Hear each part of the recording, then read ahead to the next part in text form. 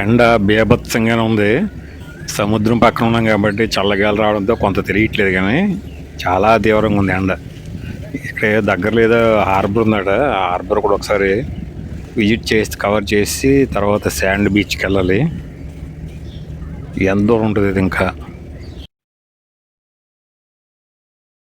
బాబా harbour harbour ఎటు వైపు? Harbour harbour harbour ఎటు వైపు? హార్బర్ మీది ఊరేనా? ఇక్కడ చూడగా బీచ్ తర్వాత ఇంకేటి చూడాలి? హార్బర్ హార్బర్ ఎక్కడ ఉందట? దూరమా?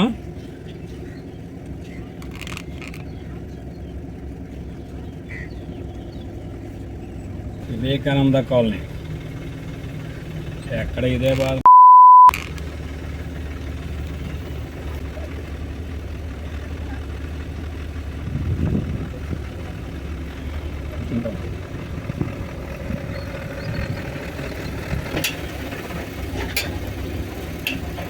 వీళ్ళు చదువుతున్నారు కానీ హార్బర్ అంటే అంత తొందరగా చెప్పలేకపోతున్నారు మరి ఏంటో. నాకైతే ఈ ప్రాంతాల్లో కొంచెం అంటే గ్రామాలు కానీ ఇది కానీ కొంచెం డెవలప్ బాగానే అనిపిస్తుంది మా ప్రాంతం కంటే. ఏదేమైనా ఇంకా సుందరీకరణ చెట్లు, రోడ్లు తిరిగి చెట్లు కానీ ఇలా సుందరీకరణ ఇటువంటి వాటిలో మాత్రం చాలా వెనకబడి ఉంది. అవన్నీ చేస్తే చాలా బాగుంటుంది. ఫిషింగ్ హార్బరా? హార్బర్ అంటే భావనపాడు అయి ఉంటుంది. Bhavanapadu fishing harbour. ఏమీ లేకుండానే ఇదొక పర్యాటక ప్రదేశంగా పిక్నిక్ల టైంలో ఏదో ఒక విధంగా బీచ్ అని వస్తున్నారు. అదే రోడ్డు గిరివైపులో చెట్లు ఇటువంటివన్నీ గార్డెనింగ్లో చేసుంటే ఈ ప్రాంతానికి చాలామంది పర్యాటకులు వస్తుంటారు. వాటర్ చూడండి అంత బ్లూ గ్రీన్ అనమాట. బ్లూ గ్రీన్ మిక్స్లో కలర్ కనిపిస్తుంది. గొప్ప ఉంది, చాలా చాలా బాగుంది వాటర్. మనము ముందు చూసింది అదే రాక్ బీచ్ ముందు ఫస్ట్ పార్ట్ 1లో చూసినట్లుగా అక్కడ కూడా సేమ్ అంతే. కాకపోతే అది తేటగా కింద నేల అంతా కనిపిస్తుంది కనుక అదొక డిఫరెంట్ లుకింగ్. ఇక్కడ కొంచెం డెప్త్ ఉంటుంది అన్నమాట. ఒక 2 మీటర్లు 3 మీటర్లు లోతు ఉంటుంది. దీంతోనే ఉండడం వల్ల ప్యూర్ సముద్రపు వాటర్ కదా, గొప్ప కనిపిస్తుంది. మన రాక్ బీచ్ దగ్గర కూడా ఉంది డెప్త్ లోపల ఉంది కదా, అంటే ఎడ్జ్ రాళ్ళు రప్పలు దీంతో ఉంది కాబట్టి అలా కొంత తేటగా అలా కనిపిస్తుంది.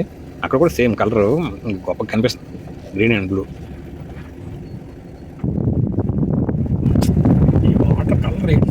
నాకు బాగుంది వాటర్ కలర్ వస్తుంది.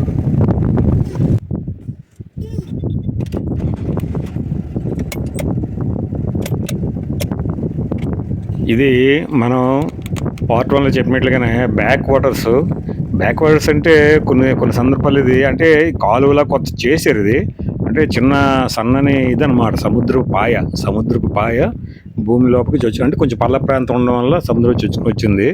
ఇది ప్రధానంగా పోర్టు సమయంలో వాటర్ ఎక్కువ వస్తుంది. పోర్టు సమయంలోనే సముద్రపు నీటి మట్టం పెరుగుతుంది కనుక అలా అటు నుంచి అలా వస్తుంటుంది. పోర్ట్ సమయంలో మామూలు అయిపోతుంది, అంటే పోర్ట్ సమయంలో నిండుతుంది అనమాట. ఇది సుమారు ఒక 2 కిలోమీటర్ల వరకు ఉంటుంది అంటది. ఇది అలాగా మూలపేట మనకి ఈ మధ్య వినిపిస్తుంది కదా, మూలపేట పోర్టు. అది అంతవరకు మూలపేట పోర్ట్ అంటే ఇది భావనపాడు పోర్టే, పేరు మార్చి అంటే ఏరియా అంటే అక్కడ పెట్టారు అనమాట. అది మూలపేట దగ్గర పోర్ట్ పెట్టారు. ఇది సుమారుగా అంతవరకు కూడా ఉంటుంది. ఇక్కడ కూడా కొద్దిసేపు సేద తిరగడానికి అనుకూలంగా ఉంది, కానీ ఇక్కడ కూడా చెట్లు గట్టి ఏం లేవు. అంటే చెట్లు అంటే ఒక ఏం చెప్పాం కదా, సుందరీకరణ టైపు చెట్లు ఉండాలి, మామూలు చెట్లు ఉండాలి, నీడ ఇదంతా మరి లేవు. రెండోది దగ్గరగా ఈ చిన్న బిల్డింగ్లు కన్స్ట్రక్షన్ ఏవో కట్టారు. ప్రభుత్వం కట్టి ఉండొచ్చు, కొంతమంది బెస్తవారు కూడా ఏవో కట్టించుకుని ఉండొచ్చు. యాక్చువల్గా ఎప్పుడు కూడా సముద్ర తీర ప్రాంతం దగ్గరగా ఉండదు. కనీసం ఒక కిలోమీటర్ 2 కిలోమీటర్ల కూడా ఏముండదు. అలాగే ఏంటంటే ఆ బెస్తవారిని దీంతో అలాగే అక్కడ కట్టేస్తారు ఇల్లు, అలా బంగ్లాలో ఇల్లు అంతా అయిపోతుంది. అరే అది అయినా సరే ఇది చేయాలి, అంటే కొంచెం సుందరీకరణ టైప్ లాగా ఉండాలి. చాలామంది ఎప్పటి నుంచో వస్తున్నారు కదా భావనపాడు. మేమే ఎంత దూరం నుంచి భావనపాడు వచ్చామంటే చాలామంది సందర్భాల్లో వస్తుంటారు కదా ప్రజలు కూడా. ఇది ఇంకా బాగుంటుంది, ఇంకా డెవలప్ అవుతుంది. ఈ పర్యాటకాన్ని ఆకర్షించిందంటే ఆ ప్రదేశం మంచి డెవలప్మెంట్కి అవకాశం ఉంటుంది. ఆ విధంగా చెయ్యాలి.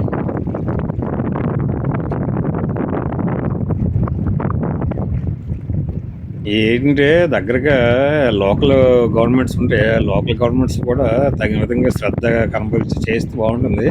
అదే అన్నీ అంతే. చూడండి కలర్ ఎంత సూపర్ ఉంది చూసారా. ఇంకా గాలి కూడా ఎండ ఎంత తీవ్రంగా ఉన్నా సరే అది ఎక్కువగా అనిపించట్లేదు. గాలి వస్తుంది కదా, సముద్రం మీద నుంచి చల్లని గాలి వస్తుంది. ఆహ్లాదకరంగా ఉంది. వాటర్ కలర్ చూస్తే చాలా బాగుంది. ప్రశాంతంగా ఉంది. ఇక్కడ జనాలు అక్కడ ఎవరు ఇక్కడ ఏం లేరు. ఓన్లీ ఆ బెస్తవారు ఏదో అక్కడ వాళ్ళకి కట్టారు షెల్టర్స్ లాగా ఉన్నాయి. అక్కడేవో వలలు గట్ట అల్లడం లేదా వలలు రిపేర్ చేయడం చేస్తున్నారు. అంతే, దగ్గరలో అయితే ఎవరు లేరు.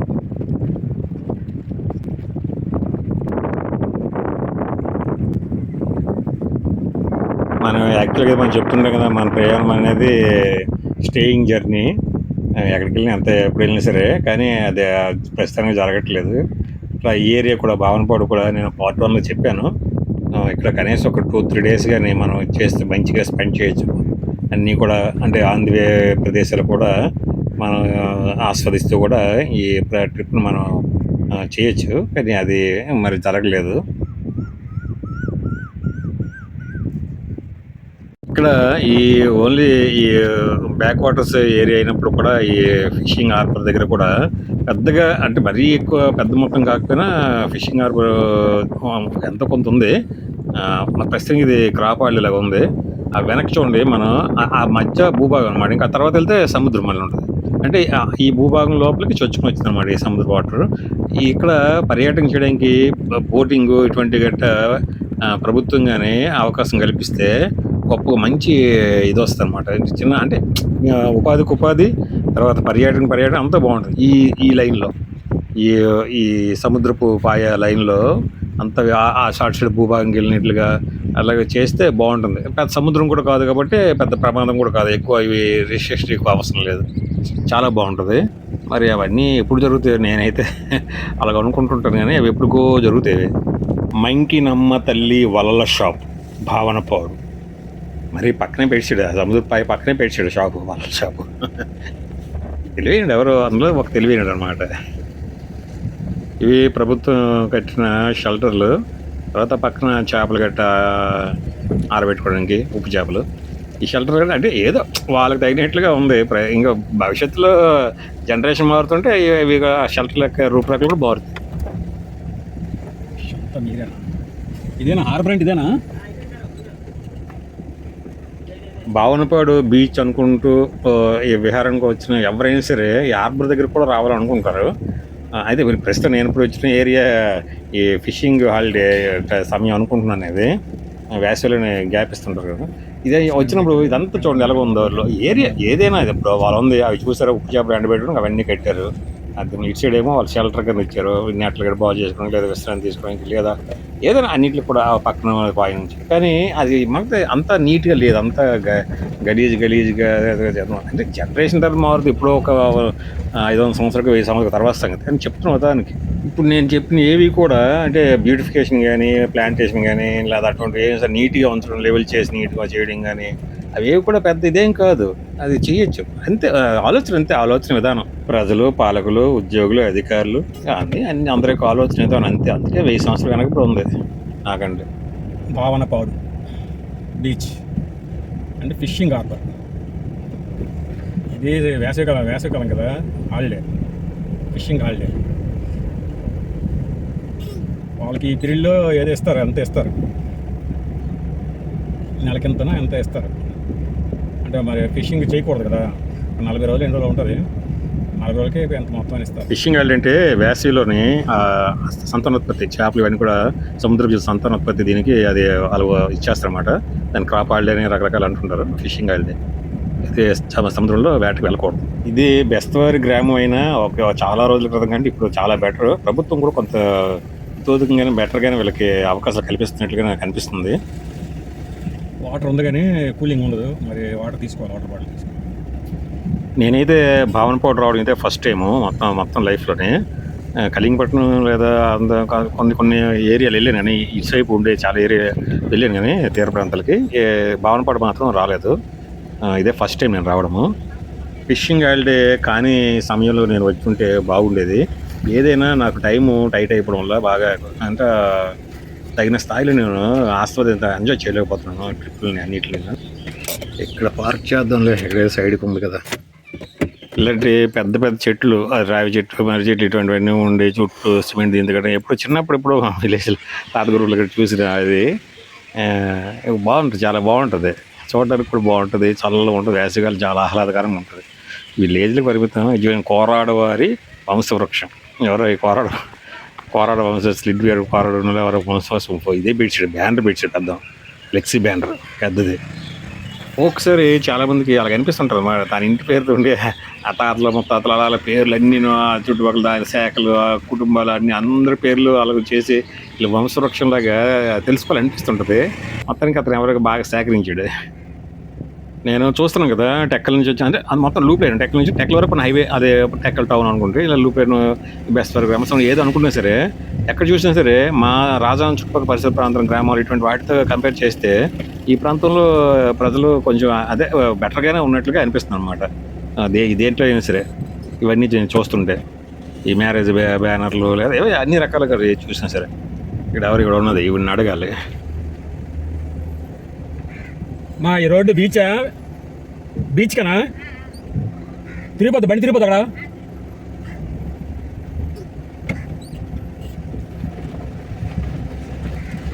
సిమెంట్ రోడ్డు వేస్తారు మన అక్కడ చూసాం కదా, రాక్ బీచ్కి ఫస్ట్ పార్ట్ 1లో చూసినట్లుగా ఇప్పుడు సిమెంట్ రోడ్డు వేస్తారు. చూడండి ఆ గట్లు అన్ని కూడా కాంక్రీట్ గట్టు వేసాడు, గట్టు తర్వాత సిమెంట్ వేస్తారు, రోడ్డు వేస్తారు. గట్లు చూడండి ఎంత వంకట ఇంకోండి. ఇక్కడే కాదు, ఎక్కడే అంతే, మన దేశంలో ఎక్కడే అంతే పెద్ద పెద్ద ప్రాజెక్టులు అలాగ ఉంటాయి. ఇటు ఫ్లైఓవర్లు, తర్వాత సబ్వేలు అవే అలాగ ఉంటాయి. ప్లాస్టింగ్లో ఉండవు, సైడ్ గోల్ ప్లాస్టింగ్లో ఉండవు, అచ్చులు ఖర్చులు అలాగ ఉంటుంది మన దేశం. బాగుంది. శాండ్ బీచ్ కూడా బాగుంది, ఎక్కువ ఇసుక దెబ్బలు ఉన్నాయి. శాండ్ బీచ్కి ఏంటంటే వెడల్పు ఉండాలి అన్నమాట, ఇసుక తిన్నులు ఉండే వెడల్పోయిన ప్రదేశం ఉండాలి. తర్వాత కొంచెం తీరం లోతు తక్కువ ఉంటే ప్రజలు చిన్నపిల్లలు కానీ అదే ఎవరిదైనా వచ్చి అలాగే ఎంజాయ్ చేయడానికి అలా ఉంటుంది అన్నమాట. అది బీచ్ ఒక ప్రత్యేకత ఉంటుంది అన్నమాట. దాంతోపాటు ఈ కొబ్బరి చెట్లు ఇటువంటి గట్రా తీర ప్రాంతం పెంచుతూ ఉంటారు. అదే చెప్పాం కదా మనం, అదే ఉన్నదానికి లేని దానికి అదే తేడా. ఎక్కడో ఉంది గోవాలో ఉంది, లేదా ఎక్కడ అక్కడ బాగున్నాయి, ఇది బాగున్నది, సముద్రం బాగున్నాయి అంటే అదే అదొకటే తేడా. ప్రజల ఆలోచన, అధికారులు, పాలకులు ఇవన్నీ ఇంప్లిమెంటేషన్ దాన్ని బట్టి ఉంటుంది అనమాట అంతాను. ఇప్పుడు ఎవరు ఇక్కడ పర్యాటకులు రాకపోయినా సరే, ఎక్కువ ఉండే వాళ్ళ కోసం అది ఇదొక ఇది కదా, అదొక జీవన విధానం. ప్లాంటేషన్ కానీ, లేదా నీట్గా ఉంచడం కానీ, లేదా సుందరీకరణగా ఉంచడం కానీ పరిసరాన్ని అంతా కూడా అది ఒక జీవన విధానం. అది ఎవరు వస్తారు దేనికి వస్తారని కాదు. ఎక్కడ కూడా నడక ఎక్కువ ఉంటుంది. అంతవరకు వెళ్ళాలి.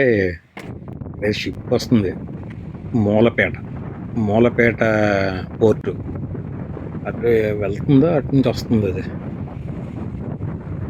మూలపేట పోర్టు, అదే భవనపాడు పోర్టే పేరు మూలపేట పోర్టుగా మార్చారు, అటు సైడ్ పెట్టారు అనమాట.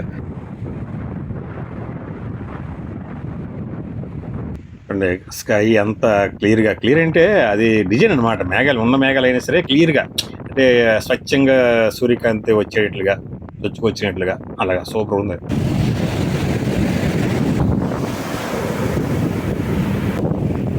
చూడండి ఇదే ఉంది కదా ఇక్కడ, ఇది కూడా అదే బ్యాక్ వాటర్ అలాగా బ్యాక్ వస్తుందన్నమాట.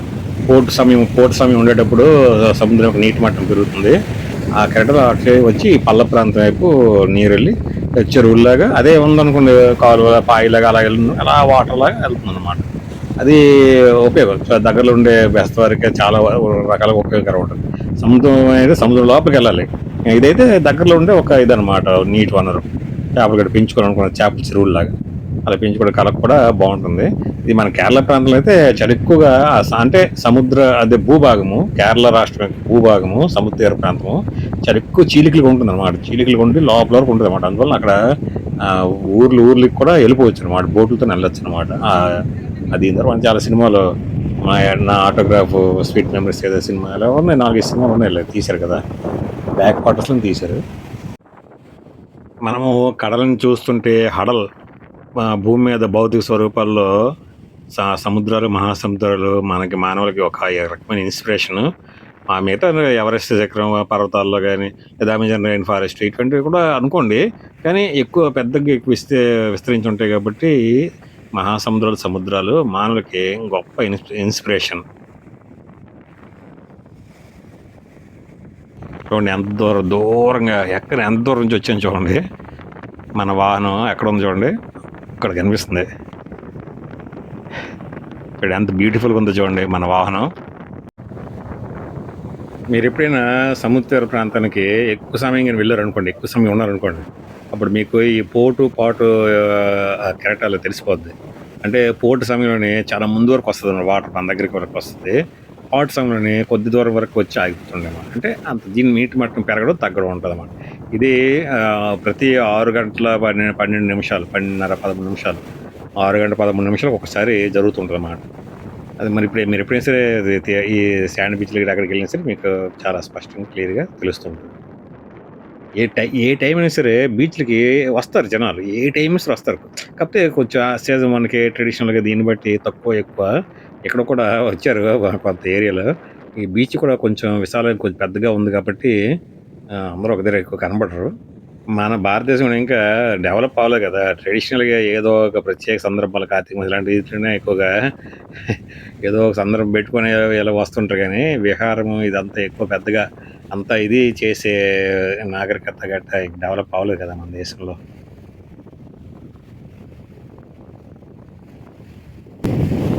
బండెక్కమనుకుంటున్నారు మీరు? చూసారు, విన్నారు కదా! నా వాయిస్‌ని డామినేట్ చేస్తుంది సముద్రపు గాలి, కెరటాల సౌండ్ ఇదంతాను. అందువల్ల నేను కొంచెం ఎక్కువగా ఇచ్చేయలేదు. రెండోది నాకు టైం ఒకటి ఇంకెక్కువ చాలలేదు. మొత్తం కలిపి ఇదే కదా! రాక్ బీచ్ నుంచి హార్బరు ఇది అంతా ఒకే రోజు గనుక అవ్వలేదు. చూడండి ఎక్కడుంది చూసారా మన వాహనం. జనాలొచ్చారు. నాకైతే ఈ ఈ మంచినీళ్ళు ఉండాలి. ఇప్పుడు సముద్రంలోని స్నానం చేసిన తర్వాత మంచినీళ్ళు ఉండాలి. లేకపోతే చిరాకు అయిపోద్దనమాట. ఎందుకంటే మనం మళ్ళీ వాహనంలో ప్రయాణం చేయాలి. చాలా దూరం ప్రయాణం చేయాలి మళ్ళీ రిటర్న్ జర్నీ. అందులో ఉక్కపోత. ఈ సముద్ర తీర ప్రాంతంలో కొంతవరకు పర్లేదు. సముద్రం దాటిన తర్వాత వెళ్తే మనకు ఉక్కపోత ఉంటది. దానికి మళ్ళీ దాని కనుక నేను ఎక్కువగా ఇచ్చేయలేదు. అంటే అది అది అది అది కూడా వెళ్తే అంటే నేను లేను గనక ఇప్పుడు స్టేయింగ్ ఉంటే ఇవన్నీ జరుగుతాయి. స్టేయింగ్ లేదు. మరి ఇదే రోజు నేను రిటర్న్ అయిపోవాలి గనక అలాగా. అది చూడండి నా బండి అద్దాలు గట్రా చూసి మొహాలు, ఫేస్‌లు ఇవన్నీ చూస్తారు. కొంతమంది తిప్పేస్తుంటారు మరి అద్దాలు. ఇంకేదో ఆ అమ్మాయి పట్టుకొని ఎవరో ఉంటారు. ఇప్పుడు ఎవడో ఎక్కడో చూసాడనుకోండి దాన్ని పట్టుకోకుండా చేయాలి. ఆడు నచ్చినట్టు తిప్పేస్తాడు. అంతే ఆడికి అది పోరంబోకుతనం అన్నమాట. తిప్పేస్తాడు. ఆడి ఆడి ఆడి ఈడి వస్తువు ఎలా దెంగిసినా పర్లేదు. ఆడి క్రాపు ఆడిది చూసుకోవాలి అది. ఆ! అలా ఉంటారు ఈ దేశంలో. పిల్ల పెద్దలు అందరితో కలిసి ఇక్కడ ఈ ప్రాంతంకొచ్చి ఆస్వాదించడానికి, ఎంజాయ్ చేయడానికి మాత్రం చాలా అద్భుతంగా ఉంది. ఈ భావనపాడు బీచ్ ఏరియా అంతాను. మధ్య మధ్యలో ఇంకా చాలా మనం చూడడానికి అన్నీ ఉన్నాయి. టెక్కల ఏరియాలని. అంటే ఏదైనా ఏరియా దగ్గరున్న వాళ్ళకి ఒక రకంగా ఉంటది. దూరంగా ఉండేవాళ్ళకి ఒక రకంగా ఉంటది. కానీ చాలా బావుంది. రెండోది రాక్ బీచ్ అది మనం చెప్పాం కదా! అది క్రీకు సముద్రం యొక్క పాయ వచ్చిన దగ్గర స్టార్టింగ్ పార్ట్ 1లో చూపించాం కదా! అది కూడా ఒక డిఫరెంట్ అనమాట. మిగతా చాలా బీచ్‌లో ఎక్కువగా కనపడదు. ఈ బీచ్‌లో ఇది చాలా బావుంది. చాలా అది కూడా చూడొచ్చు. తర్వాత మనం సమ్మర్‌లో అదే ఈ ఫిషింగ్ హాలిడే కార్నివాల్ టైంలో సమయంలో వస్తే, ఆ ఫిషింగ్ అటువంటి వాటిని కూడా మనం చూడొచ్చు. కానీ ఎక్కువ సమయం రోజంతా కేటాయిస్తే చాలా బావుంటది. నాకు ఇక్కడ ప్రజలు కూడా చాలా అనుకూలమైన ప్రజలు కూడా అనిపించారు. కొన్ని ప్రాంతాలు ఉంటారు. మొండికుట్టోళ్ళుగా ఉంటారనమాట. ఈ తీర ప్రాంతాలు ఉంటారు. అది నాకైతే మాత్రం ఈ భావనపాడు ఏరియాలో మరి మిగతా ఇంకా అంతకుముందంతా నీకు ఆగలేదు గనుక అది పెద్దగా తెలీదు గానీ, నేను చాలా సేపు స్పెండ్ చేశాను గనుక మొత్తం స్టార్టింగ్ నుంచి మన రాక్ బీచ్ అదే పాయదే నేను పార్ట్ 1 చూపించిన టైం నుంచి గానీ, లేదా హార్బర్ ఏరియా గానీ, లేకపోతే ఇక్కడ ఇదంతా శాండ్ బీచ్ గానీ అంతా కూడా ఎంజాయ్ చేసినప్పుడు గానీ, టోటల్‌గా ఎప్పుడైనా ఎవరైనా సరే సాఫ్ట్‌గా ఉన్నారు. చాలా మనకి ఫ్రెండ్లీగా ఉన్నారు.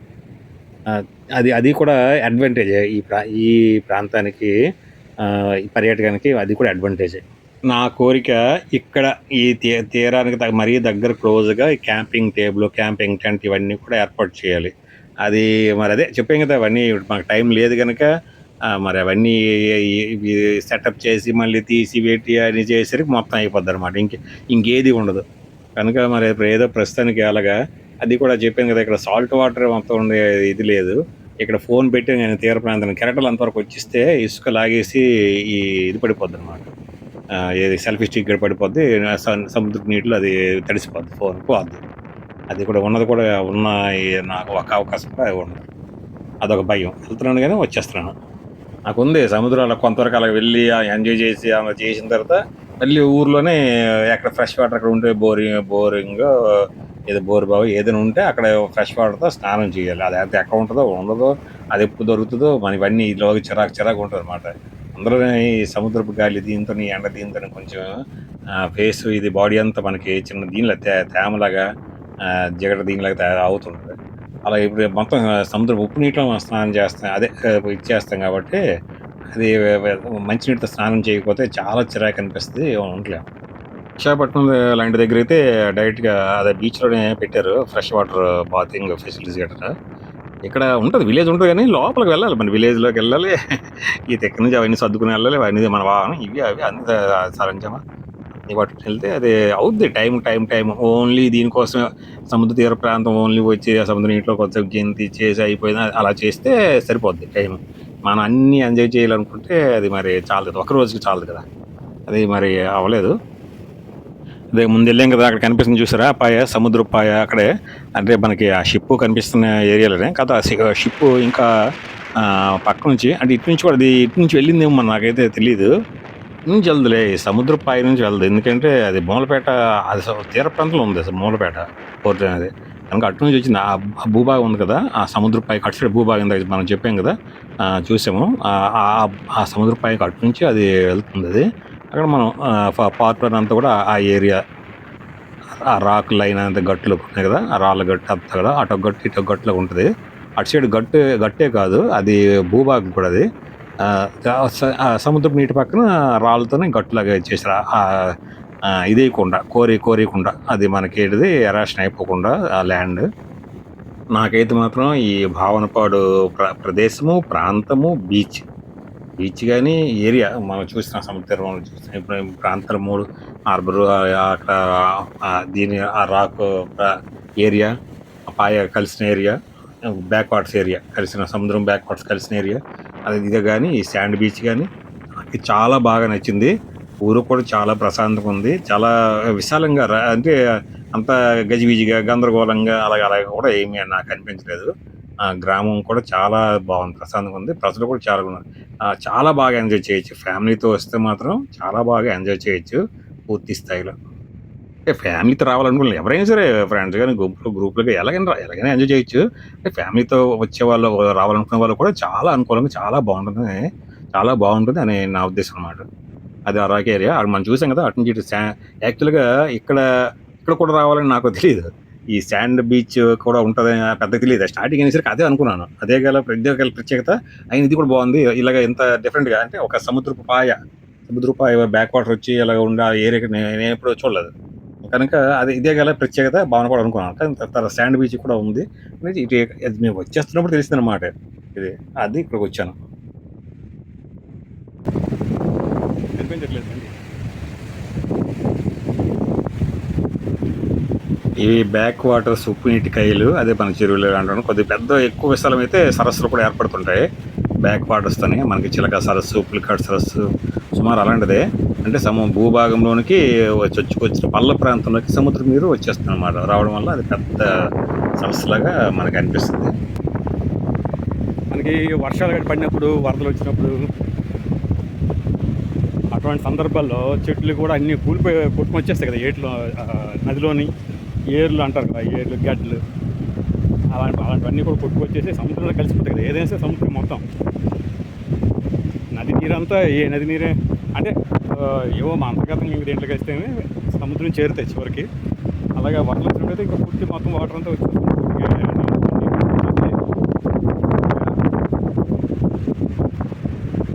కొన్ని ఇలాగ ముద్దులు అవన్నీ కూడా వచ్చేస్తాయి, అలా కలిపే చెట్లు ఇవన్నీ వచ్చేస్తుంటాయి. అలాగా కరిగిపోయి తరిగిపోయి ఎండిపోయి కుళ్ళిపోయి అని మిగిలిపోగా అవన్నీ ఉండిపోతాయి అన్నమాట.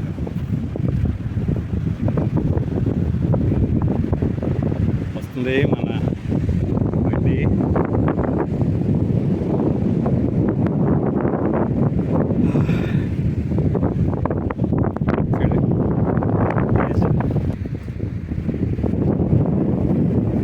బాగున్నాయి కానీ ఇదే స్టేయింగ్ అలాంటివి గట్ట అవ్వట్లేదు, అంతే మరి ఇట్లేదు.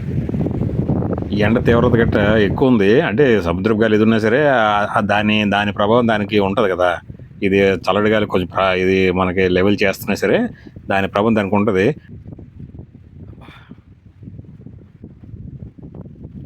ఇంట్లో అడ్డం.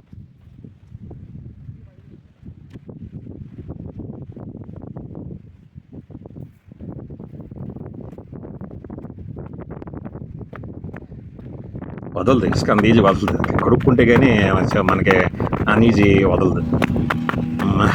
చేరుకున్నాం వాహనం దగ్గరికి. కనీసం ఎక్కడైనా సరే క్యాంపింగ్ టేబుల్, క్యాంపింగ్ టెంట్ గిట్ట వేద్దాం అనుకున్నాను. కానీ అంటే కొంచెం అనుకూలమే ఈ ప్లేస్ కూడా. ఇప్పుడు మన ఈ బండి పెట్టిన ప్రదేశం కూడా చాలా అనుకూలంగా ఉంది. అంతా కూడా సిమెంట్ దీంతో ఉంది. మొత్తం సిమెంట్ లేకపోయినా సరే చాలా అనుకూలంగా ఉంది. ఎక్కడైనా ఒక అరగంట గంట స్పెండ్ చేద్దాము అని అనుకున్నాను. కానీ ఆ అరగంట చేసి అవన్నీ సెట్ చేయడానికి ఒక అరగంట, మళ్ళీ తీసి పెట్టుకోవడం ఒక అరగంట. ఇవన్నీ మరి పెట్టుకోలేదు. ఆవనపాడు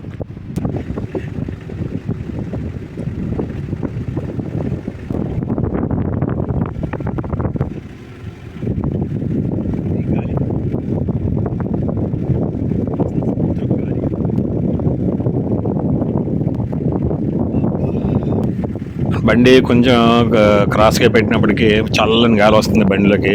చాలా ఆహ్లాదకరంగా, నాకు చాలా హాయిగా అనిపిస్తుంది. ఇక్కడే కొంతసేపు ఉండాలని అలాగ అనిపించింది, ఎంజాయ్ చేయాలనిపించింది. పడిపోతున్నాడు.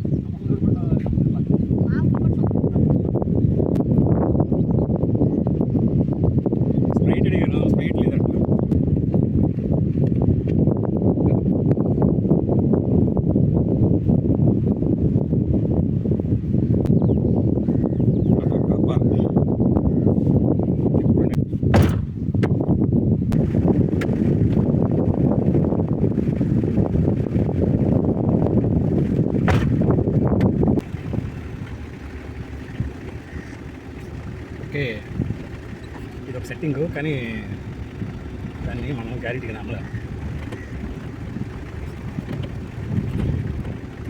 కింద ఫుల్ బలమైన ఇది ఉంటే కానీ నమ్మలేం.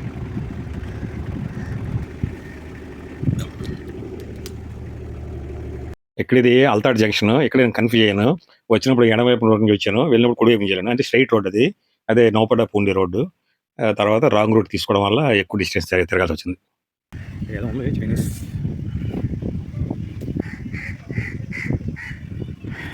చైనీస్ అక్కడికి వెళ్దాం, ఏదో చూద్దాం.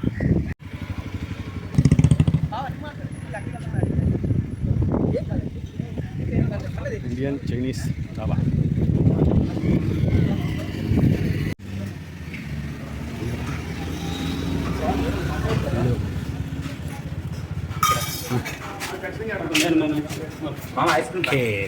మావాడికి అనుకున్నాను వీడియో.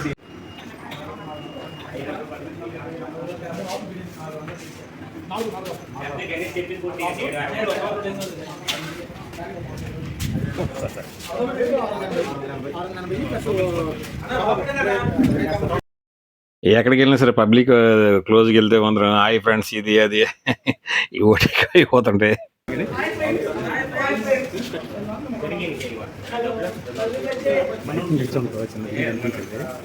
లోపల మాత్రం బాగానే ఉంది. లోపల చాలా విశాలంగా ఉంది. బయట నుంచి చూసి చిన్నది అనిపిస్తుంది.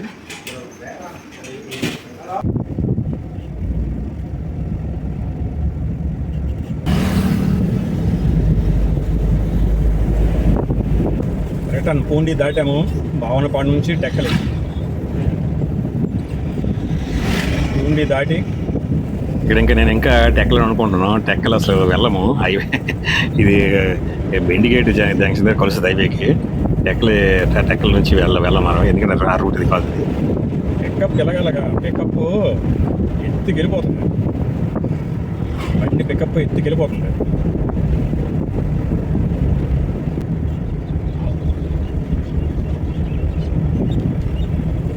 లొకేషన్ కవర్ అవ్వట్లేదు. ఇది నాగపూడ పూండి రోడ్ అంటారు దీన్ని. హైవే నుంచి NH5 నుంచి ఈ కోస్టల్ లైన్‌కి మధ్యలో ఉంటుంది ఇది. ఎక్కడ రియల్ ఎస్టేట్ అనేది ఎక్కడికి కూడా పాకేసింది. అయితే ఇది ఒక విధంగా మంచిదే. రియల్ ఎస్టేట్ వెంచర్ వేయడం వలన రోడ్లు, ఇల్లు ఒక తిన్నగా సిస్టమేటిక్‌గా ఉంటాయి. కాకపోతే ఈ ప్రాంతం కూడా ఉన్నాయని అది కొంచెం చిన్న ఇది అనమాట. అలాగే ఈ ఏరియా దగ్గరగా ఇది కోస్టల్ వెంబడి తూర్పు తీర ప్రాంతం వెంబడి ఉండే రైల్వే లైన్ ప్రధానమైన రైలు రవాణా. వ్యవసాయ మిషనరీస్ కూడా ఇలాగ ఉపయోగించడం, అది వ్యవసాయం కాదు ఏది కాదు, మిషనరీస్ కూడా ఉపయోగించడం అనేది కొంచెం చెప్పుకోదగిందే. ఏంటి అంత కొత్తగా ఉంది ఇది, వచ్చిన వీటి నుంచి రాలేదు. ఏ కొత్త రూట్ ఎక్కడికి వచ్చాను ఎవరైనా అడగాలి. ఏ జంక్షన్ ఇది? బెండి గేట. అది ఇప్పుడు టెక్కల్ అంటే ఎటు పెట్టాలి? ఇప్పుడు నేను ముందు టెక్కల్ వెళ్ళినప్పుడు బ్రిడ్జ్ తగలేదు, నేను బ్రిడ్జ్ తగలేదు. ఇది హైవే ఇది? ఓకే ఓకే సరే సరే. సర్వీస్ కాదు. ఈ ఫ్లైఓవర్ ఎలా ఉందో చూడండి. ఇసుక, చెత్త చెదరం, దుమ్ము, ధూళి, తుప్పలు ఇవన్నీ చూస్తుంటే మనని అద్దంలో చూస్తున్నట్లు అనిపిస్తుంది అన్నమాట. దేశవ్యాప్తంగా అంతా ఇక్కడే కదా ఎక్కడైనా సరే అలాగే ఉంటుంది. టెక్కలే రాలేదే సర్వీస్ ఉంది.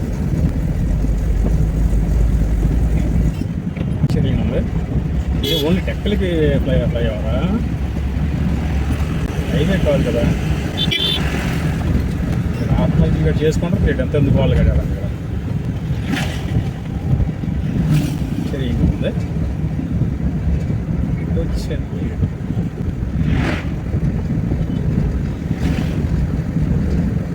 హైవే డౌన్ నుంచి వెళ్ళాము. హైవే ఎందుకు వచ్చేసింది? హైవే వచ్చేసి మరి ఈ ఊర్లోకి వెళ్ళక్కర్లేదు. ఏడేదో స్పూన్పేట ఎక్కలే హైవేకి చెక్కాలి. ఎక్కడే అసలు పెట్టే ఏదో ఒకటి ఇది సంత ఎక్కువ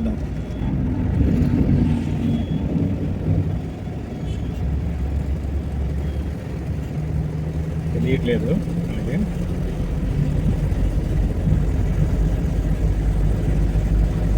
ఎక్కడ రైలు అలా పోదే తగ్గితే అక్కడ హైవే కలిపి మరి ఇంకే ప్రాబ్లమే లేదు. రావాల్సింది అయిపోయింది మనకి. అయిపోయింది బాగున్న పౌడు అంతే, ఒక పౌడు.